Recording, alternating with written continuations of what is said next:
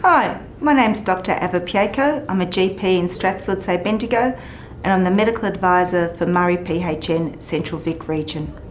The Cancer Survivorship Shared Care Model is a model of care aimed to improve communication and coordination of care for patients who have been diagnosed and treated with cancer.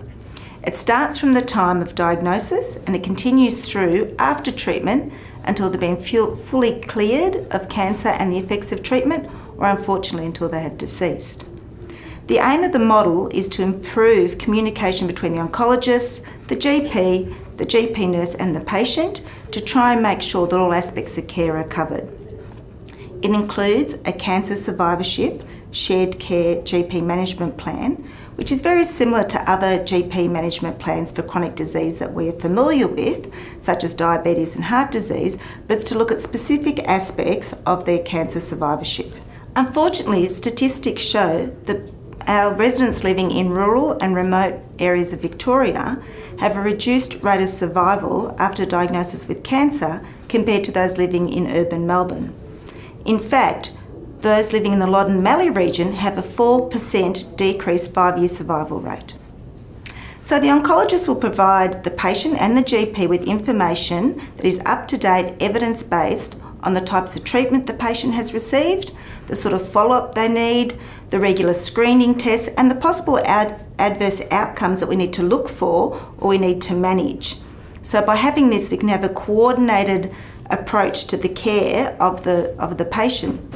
In addition, it's not unusual that when somebody has a significant life event, should it be cancer or mental illness or a cardiac disease, that we tend to focus on that disease in the consultation and forget about all the other things that are going on. So we might be focused on the cancer, but forget that the patient's still at increased risk of heart disease, that they're still at risk of diabetes, or that we need to keep screening them for other cancers such as breast cancer, cervical cancer, or colon cancer that may not be related to their initial diagnosis.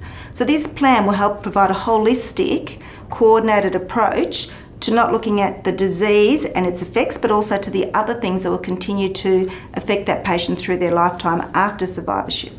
The advantage of sharing the plan with the oncologist is that it means that information is going from the oncologist to the GP and the patient and back again the other way. So this is ensuring that the patient gets timely follow-up, that they get the appropriate screening, and that all the other conditions are considered as part of the management plan. It also means that the risk of being lost to follow-up or being lost in the system is significantly reduced. The other big advantage from this plan, I think, is that it'll help improve the relationship between the GP and the oncologist. So GPs will have more confidence in being able to get on the phone, ring the oncologist and say, hey, I'm worried about this, the patient's worried about this, I'm not quite sure what to do. And we are able to work together to benefit the patient. Hi, I'm Kathryn Cunningham. I'm a practice nurse at a local clinic in Bendigo and a member of the Clinical Advisory Committee for Central Victoria. I see it as a structured approach to managing cancer survivorship. It can be incorporated into an already prepared GP management plan and a team care arrangement. It prompts the practice nurse and the GP to ask any questions that normally may be missed, and it may prompt any referrals that need to be given to allied health or other health providers that may help manage the patient's symptoms. Another part of it is it will help the patient to manage their symptoms or to have the courage to seek advice if they are concerned about any of their issues. It is also useful for management of other comorbidities that the patient may have, such as diabetes or heart disease. The distress thermometer is a tool that can be given to the patient, and the patient can take their time to slowly complete it.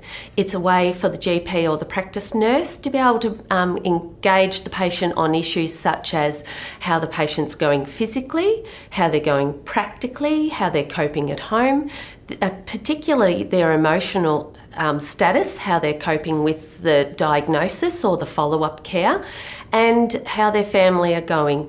One point can be addressed is the spiritual or religious needs, which can be end-of-life issues. Like any GP management plan and team care arrangement, a copy is given to the patient to have on hand so that if they present to emergency or any other doctor's clinic in Australia, they have it with them and so that the other health provider can see their issues. It's imperative that a copy is either faxed or given to the oncologist so that they can see that the GP is managing the patient as well as they should be, and copies can be given to allied health providers such as physiotherapists, lymphedema clinics, continence clinics. Well, in my experience, the patient often feels the doctor is too busy to bother with little issues, and they often present it to the nurse, and they aren't little issues, they can be really big ones, and so we can help deal with it and we can bring it to their GP's attention.